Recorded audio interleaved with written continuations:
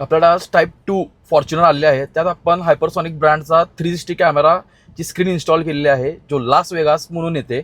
9.5 इंचमध्ये येते आणि 4GB 64GB त्याचा रॅम रोम आहे. आणि तिची क्लॅरिटी आणि क्वालिटी आत्ता बघायला लागते.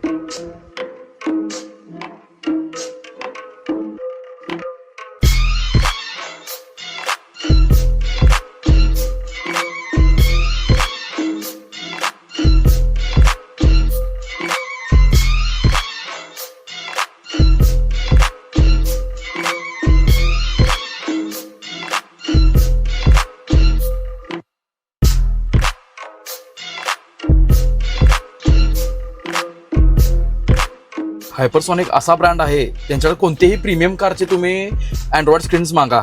फरारी असू देत, मासेराटी असू देत, BMW, ऑडी, कोणती पण गाडी सांगा, मिनी कूपर सांगा, कोणतीही गाडी सांगा, त्यांच्याकडे अवेलेबल सगळ्या गाड्यांचे सोल्युशन आहेत.